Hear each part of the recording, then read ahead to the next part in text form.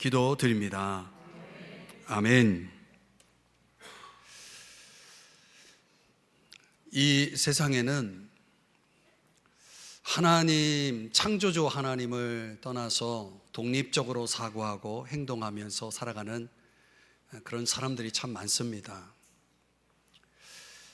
그런데 그들에게는요, 인생의 많은 좌절을 만나게 된다는 거죠.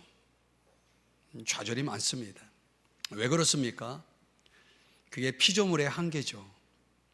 인간은 피조물로서 이 많은 한계를 가지고 있고, 또 우리 힘으로는 감당할 수 없는 인생의 짐들을 떠안고 살아가기 때문에 이 하나님을 떠난다는 것은 거의 죽음과도 같은 선택인 거죠. 그럼에도 불구하고 그렇게 살아가는 사람들의 삶의 방식들을 보면은 자기 목적에 맞지 않는 것들은 무엇이든지 방해물로 여깁니다. 그리고 항상 자신을 환경의 희생자로 여깁니다. 그러니까 하나님을 대하여서는 항상 적대적이고 또 하나님의 뜻과는 반대된 길을 선택해 가는 거죠. 어찌 보면 그들의 삶이란 참으로 자유로운 것 같지만 그 반대죠. 그 영혼이 족쇄로 묶여져서 갇혀서 살아가는 것입니다. 참된 자유가 없는 거죠. 얼마나 불행한 인생입니까? 이게 그 반대의 인생을 살았던 한 사람을 여러분에게 소개하는데요. 그의 이름은 제프리 테일러 불, 영국 티벳 선교사로 또 작가로 활약을 한 사람인데 1999년에 세상을 떠났습니다. 그가 생전에 이 티벳 선교사로 일하다가 중국 공산당에게 붙잡혀서 3년 2개월간의 이 포로 생활을 하면서 몸을 조금도 움직일 수 없는 그 좁은 공간의 독방에 갇혀서 그 어려움을 잘 딛고 극복하고 이겨낸 그 인생 스토리가 있습니다. 근데 그 이야기를 담은 우리말로 번역하면 하나님이 열쇠를 쥐고 계신다라고 하는 그의 옥중 묵상집이 있는데 거기서 이제 그런 이야기가 나와요. 어떻게 그것을 다 이겨낼 수 있었느냐, 그 승리의 비밀을 가르쳐 달라고 물었을 때 그는 자유의 비밀을 발견했기 때문이다, 이렇게 답을 했습니다. 자, 그가 말하고 있는 자유란 이것입니다.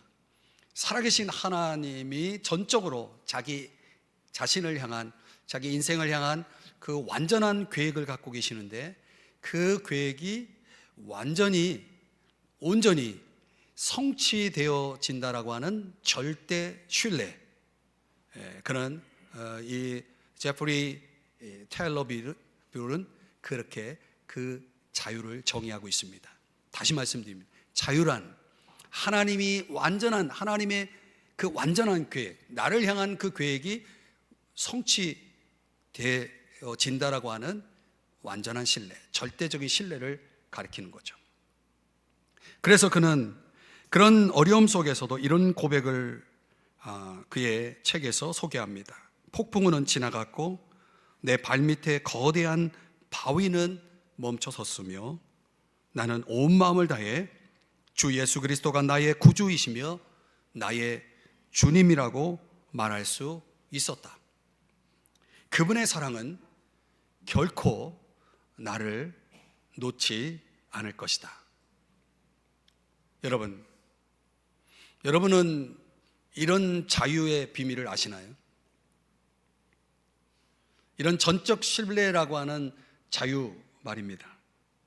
우리 삶에 주어지는 모든 고통과 혼란과 도저히 견딜 수 없는, 걷잡을 수 없는 그런 괴로움을 사라지게 하는 이 놀라운 자유, 이 제프리 불이 이야기하는 이 자유의 비밀을 발견하는 여러분 되시기를 주의 이름 축복합니다.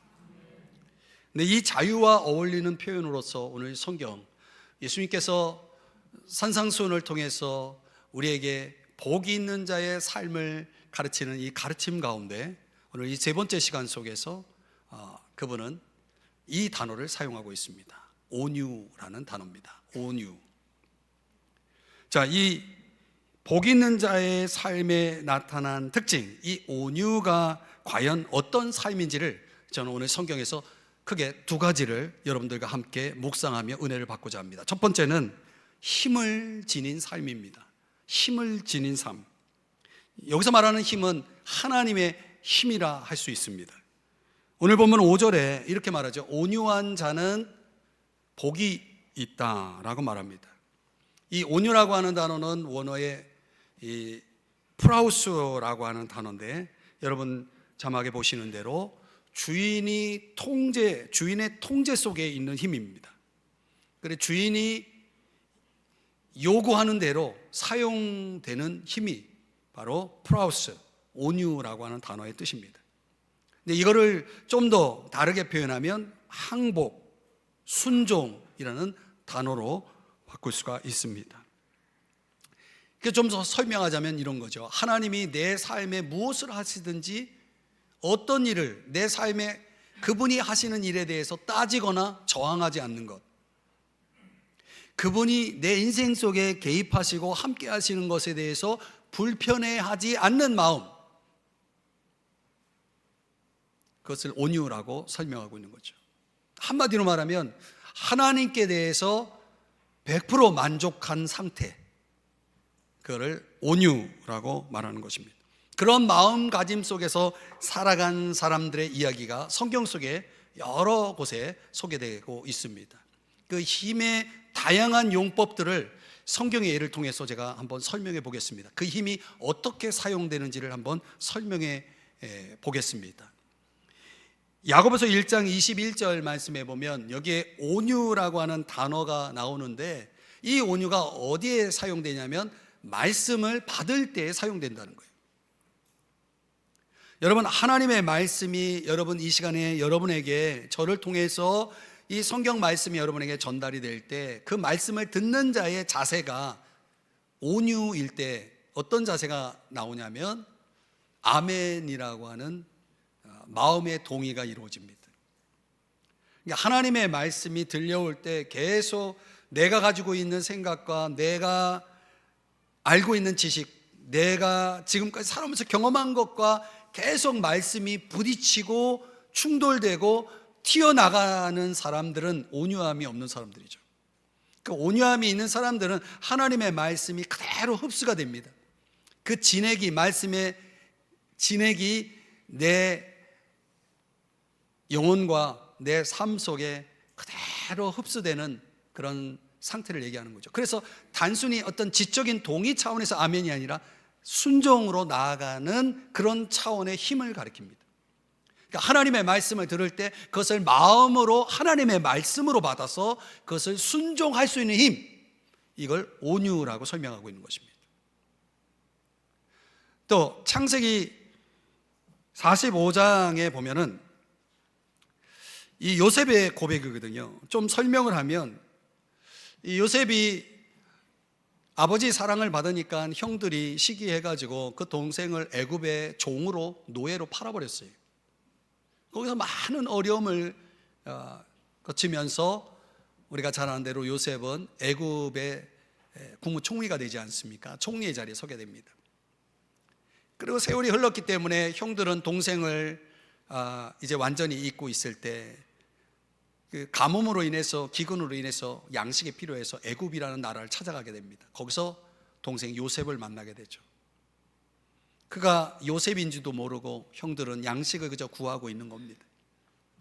그때 그 원수라고 할 수 있는 그 형들을 드디어 만났으니, 거기에다 권력을 지녔으니 무엇이든지 그 형들에게 자기가 당한 것을 다 갚을 수가 있는 겁니다. 그런데 이렇게 말하고 있는 겁니다.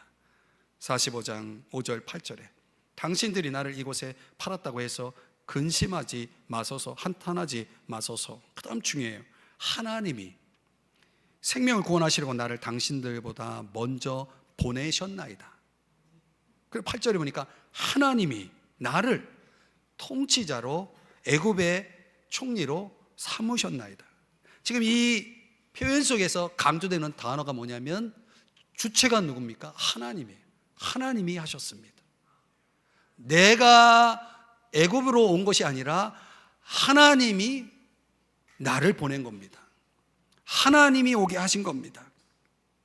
사랑하는 여러분, 그냥 우리가 요셉처럼 살면서 억울한 일을 당할 때, 이런 깊은 아픔과 상처를 받을 때 그 환경에 눌려서 불평과 원망으로 반응할 수 있겠지만은, 이 온유한 요셉은 잘 훈련이 되었기 때문에 그 힘을 주인의 요구대로, 주인의 통제 아래서 사용되어서 그 힘을 어떻게 쓰냐면 하나님의 뜻과 하나님의 손길, 하나님의 인도하심, 하나님의 갚아주심이라고 하는 관점에서 그것을 깊이 신뢰하면서 그걸 감사로 극복해내는 힘을 발휘합니다. 이걸 온유라고 말하는 거예요. 이런 힘을. 이게 우리에게 주어져 있는 그런 좋지 않은 그런 환경들을, 그것을 하나님의 관점으로 볼 수 있는 힘, 하나님이 하신 것으로 볼 수 있는 힘, 그리고 하나님을 전적으로 신뢰함으로 그 환경 또한 그것을 받아들이고 감사할 수 있는 힘, 이건 모든 사람에게 있을 수 없는 거죠. 그런 온유의 힘을 오늘 성경이 말씀하고 있는 거죠. 또 민수기에 보면은 모세의 이야기 속에서 보통 나에게 해를 입히는 사람들을 향해서 사람들은 보복하거나 대항을 하죠. 저항을 하죠.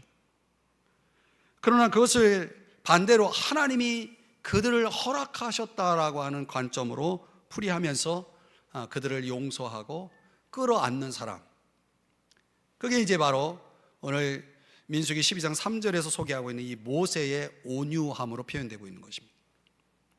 이게 상대를, 나에게 해를 끼치는 상대를 용서하고 끌어안을 수 있는 힘, 이런 걸 온유라고 말하는 거죠. 원래 모세는 굉장히 성격이 급하고 그 불의를 참지 못하는 사람이기 때문에 자기 동족을 괴롭히는 애굽 사람을 살인하잖아요.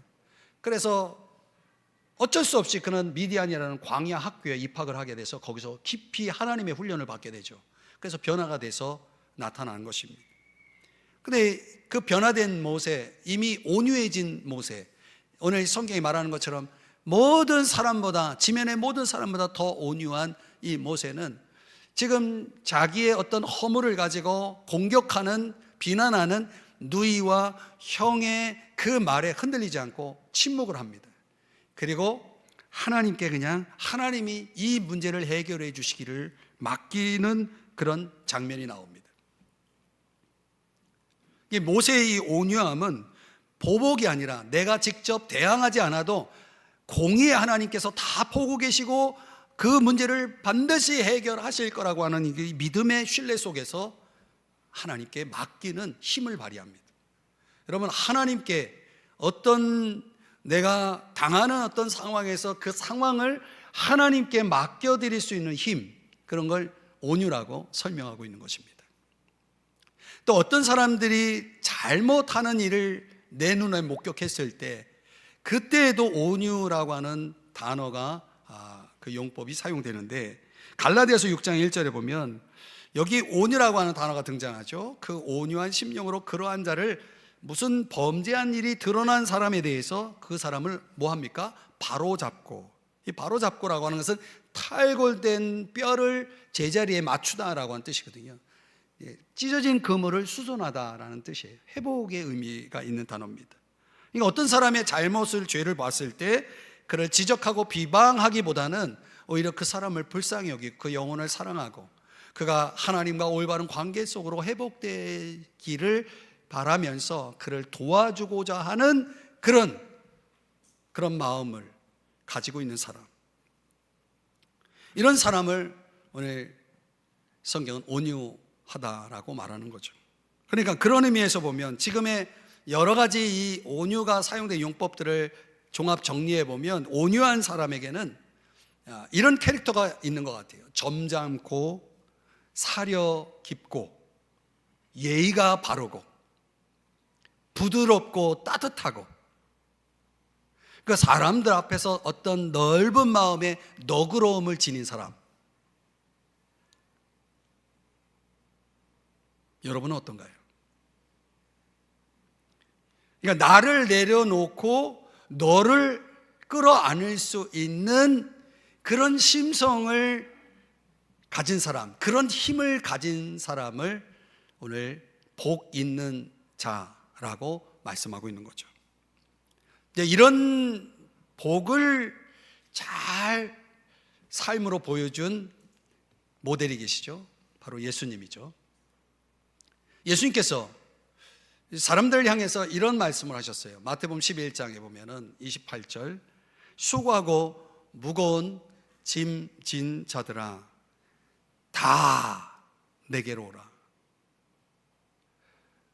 어떤 대상을 향해서 내게로 오라 하지 않고 다 내게로 오라라고 말씀하셨죠. 이 온유하신 예수님은 사람을 대할 때 나의 좋고 싫음이 기준이 되지 않았다는 거죠. 나의 좋고 싫음을 가지고 사람을 대하지 않았다는 거예요. 오늘날 많은 사람들은 내가 좋은 사람, 내가 싫어하는 사람 딱 구분이 되잖아요. 그러니까 주님의 팔은 그 모션을 설명하면 항상 이렇게 벌려 있는 거예요. 주님의 팔은 다 내게로 오라. 왜 이렇게 팔을 벌리고 있는 겁니까? 끌어안으시려고.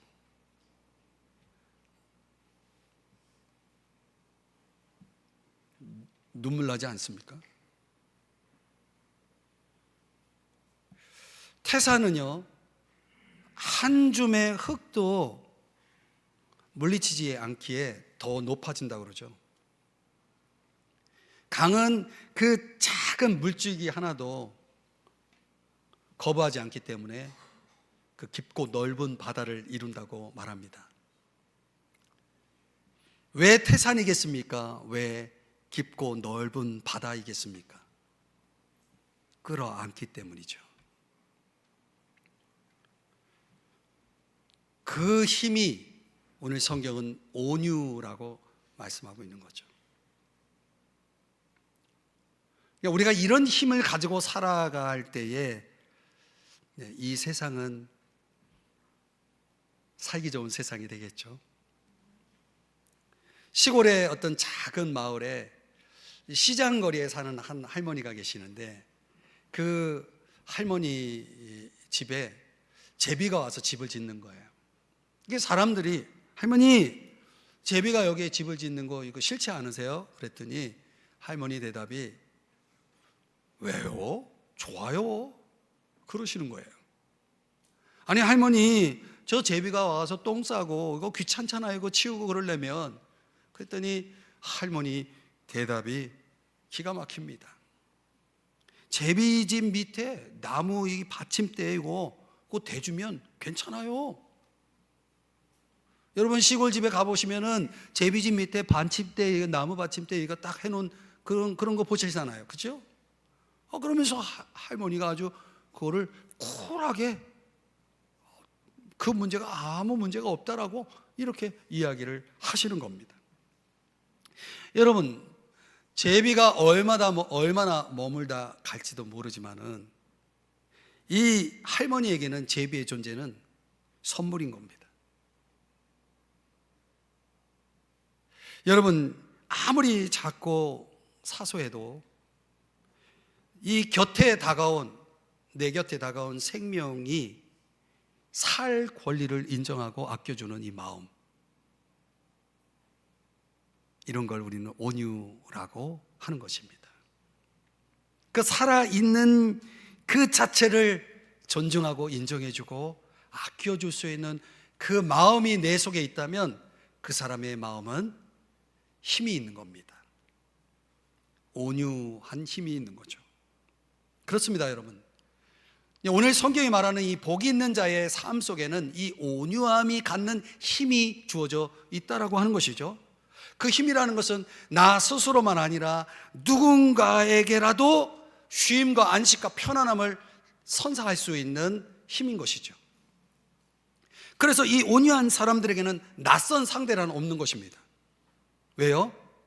모두가 다 선물이기 때문에. 오늘날 우리 세상이 이렇게 생명 있음을 존중하고 아끼고, 그래서 그 상대를 쉬게 해주고 편안하게 해줄 수 있는 이런 힘의 복이 오늘 우리 모두에게 필요하지 않겠습니까? 우리 모두가 그런 힘을 가지고 살아가는 복 있는 자가 되시기를 주의 이름 축복합니다.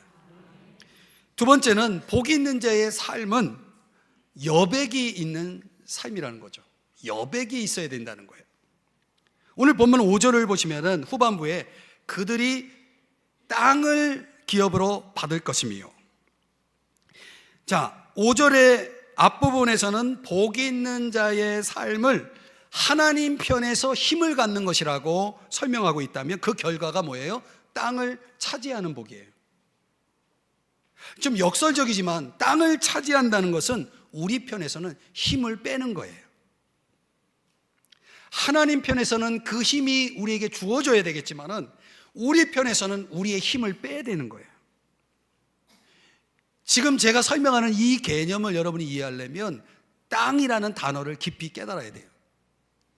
원래 이 땅이라는 단어는 개, 거이, 개라고 하는 히브리, 이 헬라어를 사용하고 있습니다. 이 헬라어 원어에 사용되는 이 개를 사전에 찾아보면은 흙, 육지, 온 세상 이런 뜻이 있어요. 굉장히 우리에게는 좀 막연하죠. 근데 그래서 이 개념을 이해하기 위해서 이 5절 후반부의 배경이 되는 시편, 구약성경 시편 37편을 우리가 반드시 묵상을 해야 됩니다. 나중에 여러분들이 집에서 한번 37편 전체 내용을 읽어보시는 걸로 하고, 오늘 여기서는 제가 어떻게 힘을 빼는지를 가장 잘 설명해 주는 성경을 하나 꼽아서 시편 37편을 약간 설명해 드릴게요. 7절, 8절 지금 자막에 나와 있는 내용 속에 보면 힘을 뺀다는 게 뭐냐? 불평하지 않으면서 사는 거예요. 사람들은 자기가 가지고 있는 힘으로 뭐예요? 불평하며 살아요. 힘을 거기다 쓰는 거죠. 여러분, 오늘날 우리 사회 속에 불평으로 힘을 소진하며 살아가는 사람들이 얼마나 많습니까? 근데 여기서 불평하는 이유가 궁금한데 성경에 뭐라고 말하냐면 자기 길이 형통하며 악한 꾀를 이루는 자 때문에 불평하는 거예요. 쉽게 말하면 악한 사람인데 잘 되는 거예요. 악한 사람인데 형통한 거예요. 부자가 되는 거예요. 그럼 뚜껑 열리잖아요. 가만히 있을 수 없죠. 여러분, 이런 세상을 불평하지 않고 우리가 뭘 불평하겠습니까? 이 불평이 당연한 거죠. 그래서 성경은 뭐라고 그래요? 그럴 힘을 빼버리라고 말하고 있어요. 오히려 이렇게 살라라고 시편 37편 3절이야 5절에서 말씀을 합니다. 제가 강조하고 있는 세 개의 동사가 나오죠.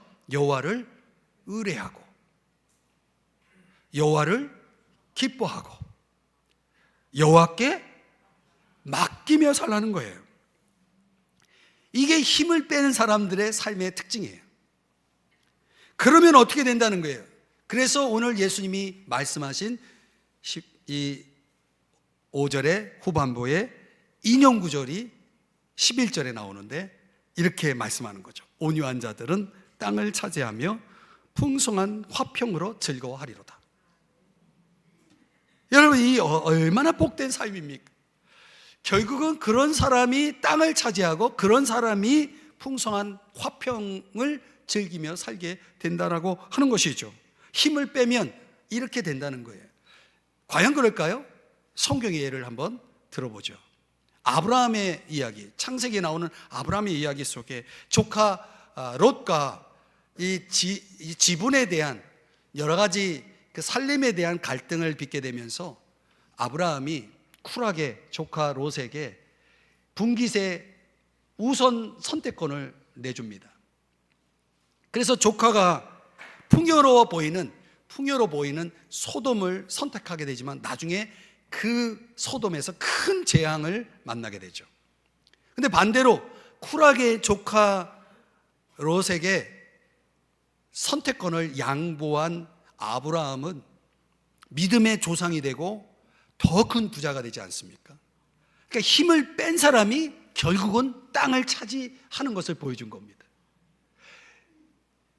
힘을 빼지 않고 주장하고 소유하기를 원했던 롯은 오히려 땅을 잃어버리고, 그래서 어거스틴이 이런 경고를 하고 있잖아요. 소유욕이 강한 자는 결국 그 소유가 그를 삼켜버릴 것이다 그랬어요.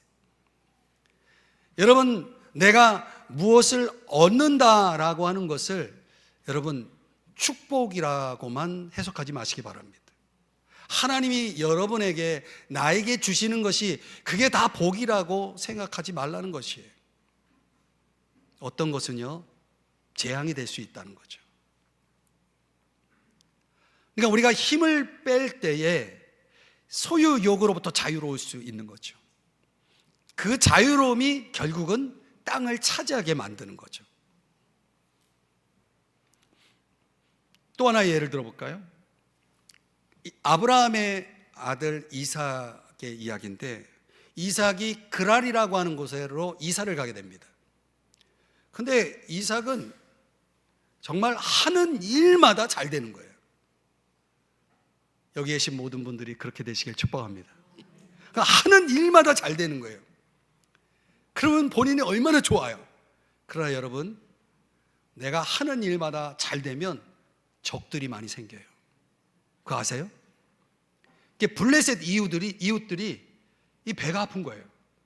그래 우격다짐으로 그 당시 농사의 절대적인 필요라고 하는 우물을 우격다짐으로 빼앗습니다. 근데요, 이삭이 힘을 뺀 사람이잖아요. 쿨하게, 그래 너 가져. 그리고 다른 데 가서 우물을 또 파요. 그럼 거기 또 우물이 나오는 거예요. 또 블레셋 이웃이 그게 또 시기가 돼가지고 그걸 또 뺏어. 그래, 그럼 너 가져. 3번 양보를 합니다. 무슨 얘기입니까? 이삭은 힘을 뺐기 때문에 그 우물 없어도 이삭은 잘 되는 거예요. 그게 꼭 있어야 되는 게 아니에요. 이삭에게는 가는 데마다 우물이 있어. 하나님이 그 우물들을 주시는 거예요. 결국은요, 이 블레셋 이웃들이 손을 들었어요. 이삭에게 손을 들고, 야, 우리 잘 지내보자, 평화 조약을 맺자. 그러면서 여러분 보세요, 오늘날 얘기하면 믿지 않은 사람인데 이삭을 향해서 이렇게 말하는 거예요. 창세기 26장 28절 29절 보니까, 잘 보세요. 여호와께서 너와 함께 계심을 우리가 분명히 보았으므로. 여러분, 우리가 세상에서 이런 소리를 듣고 살아야 되는 거예요. 아무리 빼앗아도 이삭에게는 우물이 많은 거예요. 그러니까 저거는 이삭에게 어떤 능력이 있어서가 아니고 하나님이 분명히 계시는구나. 그래서 사실은 하나님이 함께 계심을 어떻게 보았을까요? 이삭의 온유함을 보고 배운 거예요. 온유함을 보고 이 사실을 알게 된 거예요. 그러면서 그들의 입으로 뭐라고 말해요? 29절을 보니까 너는 하나님께 복을 받은 자야. 여러분, 내 스스로 하는 얘기가 아니고 나의 이웃이 이렇게 인정해 주는 거예요. 아, 당신은 정말 여호와께 하나님께 복을 받은 사람이군요 라고 하는 말을 들은 거죠. 이삭은 온유함의 이 힘을 가지고 있기 때문에 결국은 우물을 빼앗겨도, 양보해도 더 좋은 우물이 기다리고 있는 거예요. 좀 이럴 때는 아멘이 좀 나와야 되는데 참, 그렇게 되고 싶으신 분은 아멘 하셔도 됩니다.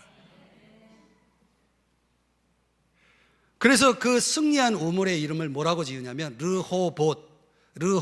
무슨 뜻이냐면 장소가 넓다, 넓은 것을 줬다는 거예요. 더 넓은 것을 줬다는 거죠. 그거 몇 개 양보했다고 내가 죽는 게 아니에요. 내가 손해보는 게 아니에요. 왜? 하나님 더 좋은 거 주시거든요. 이게 힘을 뺀 사람들의 대응이죠. 결국은 그 넓은 우물 속에서 이 이삭은 형통함과 평안함을 누리게 되어지는 것입니다. 처음에 손해보는 것 같았죠. 그러나 결국은 땅을 차지하는 사람은 누굽니까? 이삭이었던 거죠. 힘을 뺀 사람. 사랑하는 여러분, 그래서 그 신학자 보네퍼는 팔복을 포기에 대한 요구다 이렇게 말했습니다. 포기에 대한 요구. 결국 복이라는 것은 언제 우리에게 시작되는 것이냐면 내가 내려놓을 때, 포기할 때 시작되는 거죠. 그러니까 자기 권리에 대해서 내가 그것을 내려놓았다라고 하는 것은 힘을 뺐다는 거거든요. 그 힘을 뺄 때 하나님의 복이 내 인생을 통해서 펼쳐지어 가는 것입니다. 그런 맥락에서 보면 땅을 차지한다, 땅을 기업으로 받는 이 복이라고 하는 것은 다른 사람들을 위해서 여백을 만들며 사는 사람이다, 이렇게 정의할 수 있겠죠. 여러분, 우리 인생에는요 여백이 필요합니다. 너무 꽉 차 있으면 무엇이 껴들 수 없는 정도, 하나님도 개입할 수 없는 정도로 내 것이 너무 꽉 차 있으면 여러분 그 인생은 불행해지는 것입니다. 그러니까 여백을 만들어서 내 이웃에게 제공해 줄 수 있다는 것은 다른 편에서 보면 사람의 마음을 차지하는 걸 얘기합니다. 이게 땅이에요. 지금 저와 여러분이 주목해야 될 땅, 우리가 결국은 차지해야 될 땅은 뭐냐면 사람의 마음이라는 거예요. 사람의 마음을 차지하는 사람의 특징이 뭡니까? 그 사람의 마음을 감동시킬 줄 안다는 거죠.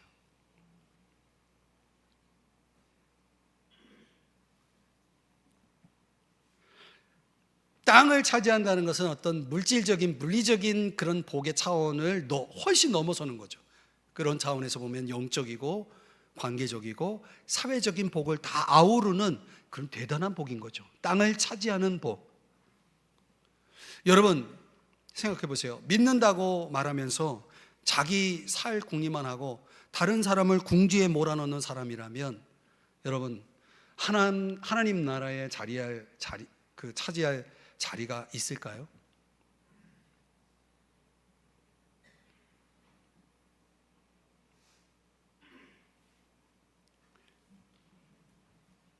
글쎄요.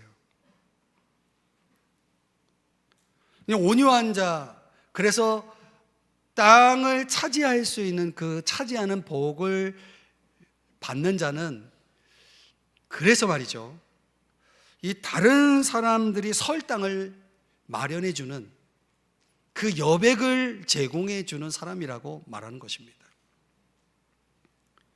그러니까 필요한 사람들에게 손이 되어주고 발이 되어주고 눈이 되어줄 수 있는 그런 사람 말이죠.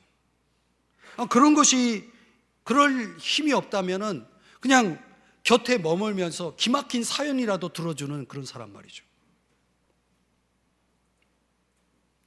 마음 품이 아주 넉넉해가지고 그저 다가온 사람, 내 곁에 다가오는 사람에게 흉금을 털어놓으면서 지낼 수 있는 사람 말이죠.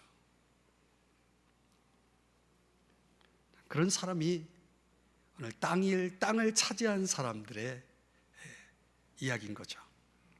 이제 뭔가를 한다고 주장하는 법이 없고 그저 지나간 자리마다 생명이 움트게 하는 사람 있잖아요. 근데 어떻게 보면 존재만으로도 참 사람들을 훈훈하게 해주는 사람 있잖아요. 뭔가를 하기 때문이 아니라 그냥 그 있음 그 자체가 사람을 따뜻하게 만드는 그런 사람. 오늘 제가 설교 언어로 사용하고 있는 이 삶의 여백을 만들어서 좀 와서 잠시 쉬세요라고 말해줄 수 있는 사람. 오늘날 이 세상이 필요로 하는 온유의 세계인 거죠. 복된 세계인 거죠.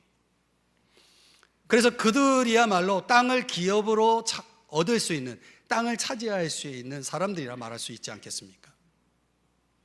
그래서 유진 피터슨의 번역으로 보면은 마태복음 5장 5절의 말씀을 더 메시지 성경은 이렇게 번역하고 있어요.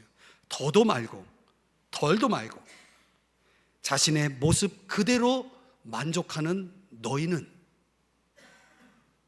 여러분 그러십니까? 만족하는 너희는 복이 있다. 그때 너희는 돈으로 살 수 없는 모든 것에 당당한 주인이 된다. 그 땅을 차지한다는 것은 주인이 된다는 얘기죠. 당당한 주인, 부끄럽지 않은 주인, 모든 것의 주인이 될 수 있다는 거죠. 여러분은, 제가 묻겠습니다, 여러분이 있는 모습 그대로를 만족하며 사시나요? 힘을 빼셨나요? 그래서 여러분에게 주어져 있는 것을 당당하게 주인 행세하면서, 주인 노릇하면서 복되게 살고 계시나요? 혹 내가 지금 처해 있는 현실이 이 물리적인 땅이 주어지지 않아서 낙심하고 절망하고 계시지는 않나요? 그럴 필요가 없어요, 여러분. 왜냐하면 하나님께서 우리에게 주시려고 예비하신 것이 아직 많이 남아있기 때문에 그래요. 지금 내 손에 쥐어지지 않은 것이 내 인생의 파이널이 아니에요. 이 하나님 안에서 복되게 살아가는 사람들의 그들이 바라보는 결은 좀 수준이 다른 거죠. 현실 세계를 가지고 저울질하지 않습니다. 그 내면 세계 속에 주어져 있는 그 복을 갖고 있기 때문에 그렇죠. 그래서 시편 149편의 4절에서 뭐라고 말씀합니까? 하나님께서는 자기 백성을 어떻게 여기신다는 거예요? 기뻐하신다는 거예요. 그래서 하나님이 그 예비하신, 우리는 아직 그걸 보지 않았기 때문에 모를 그 어떤 것으로 아름답게 준비하고 계시는 분이다. 그러니까 여러분, 끝날 때까지는 끝난 게 아닌 거죠. 끝날 때까지 끝난 것은 아닌 것입니다. 그래서 말이죠, 그런 확실한 복을 소유하고 있는 사람들은 이런 고백으로 살아갈 수 있는 거죠. 시편 16편 5절 6절 현대인의 성경으로 여러분의 고백이라 생각하여 함께 자막을 보면서 읽어주시겠습니까? 시작.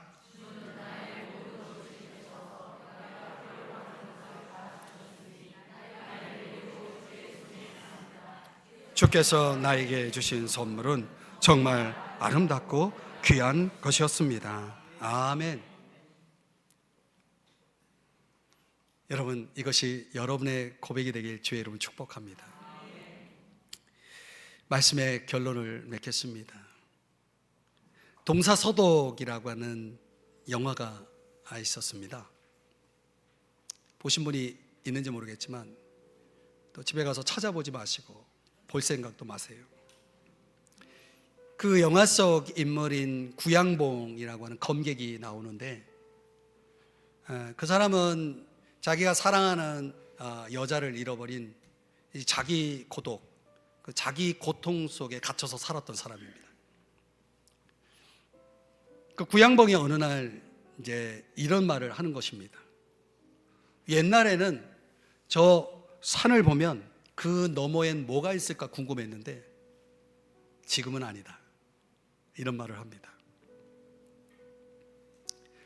여러분, 희망을 잃어버린 사람의 적막감이 느껴지지 않습니까?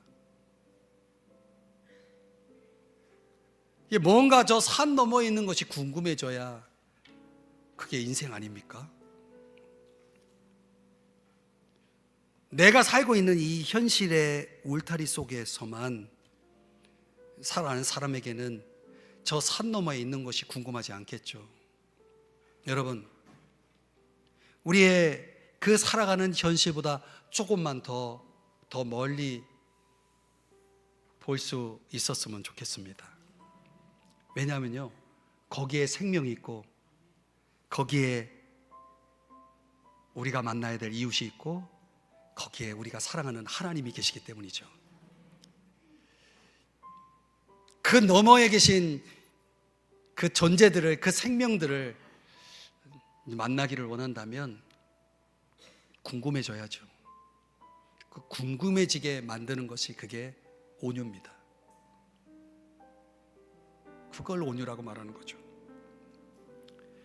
복이 있는 자의 삶이란 무엇이냐? 우리가 오늘의 본문 말씀을 조명해 봤는데요, 결국은 하나님의 주권에 의해서 작동하는 힘을 가져야 됩니다. 사실 여러분, 우리가 살아가는 인생은 내 손에 있지 않습니다. 그분 손에 있기 때문에 그분의 손에서 움직여지는 그 작동하는 그 힘이 있어요.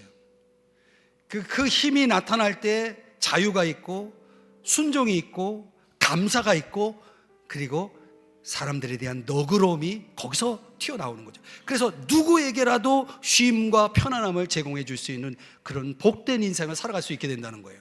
그러나 하나님의 주권에 의해서 작동되는 그 힘이, 그 복이 오늘 저와 여러분이 누려야 할 복인 것이죠. 남을 위한 여백이라는 것은 결국 나의 포기로부터 시작되기 때문에 내가 내 것을 내려놓지 않으면 안 되는 거죠. 그거 아십니까 여러분? 남을 위해서 마음 써주는 것이 내 인생에 있어서의 문제들을 가장 빨리 벗어날 수 있는 지름길이라는 거. 다른 사람들을 위해 마음을 써보세요. 여러분의 인생의 문제는 훨씬 더 많이 해결되고 풀어질 것을, 그걸 알고 계셔야 됩니다. 그러니 여러분, 다시 말씀드립니다. 내 것을 내려놓으셔야 됩니다. 여백을 만들기 위해서. 그 공간만큼 복이 이제 진행되는 거죠. 이 두려움 없이 자기 실존의 문을 열어서 접근 금지라고 하는 이 팻말을 빨리 내버리고 누구라도 와서 나의 손님이 되어달라고 청할 수 있어야 되는 것이죠. 저는 우리 사회가 그런 것이 필요하다고 봅니다. 저마다의 철벽을 치고 누구도 근접할 수 없게 만드는 그런 삭막한 인생을 살지 말고요. 여러분, 무엇보다도 저와 여러분이 예수님을 나의 구주 나의 주님으로 진정으로 그분을 우리 마음속에 모셔드릴 때에 나는 마음이 온유하고 겸손하니 내게 와서 배우라고 말씀인 그분의 온유를 배울 수 있어야 되는 거죠. 그랬을 때 우리 인생의 참된 진정한 의미를 찾을 수가 있게 되어진다는 거죠. 그러면 오늘 유진 피터슨의 번역의 언어로 말하면은 우리는 당당한 주인이 될 수 있는 거죠. 우리 인생에 하나님이 주신 그 모든 선물을 당당한 주인 되어 사람들과 더불어 함께 나누며 살아가는 그런 복된 축복된 인생을 살아갈 수 있게 되는 거죠. 여러분, 거기에 복 있는 자의 길이 있다는 사실입니다. 오늘 이 자리에 계신 모든 분들에게 이 복이 함께하기를 주의 이름으로 축복하겠습니다. 기도하겠습니다. 하나님 아버지,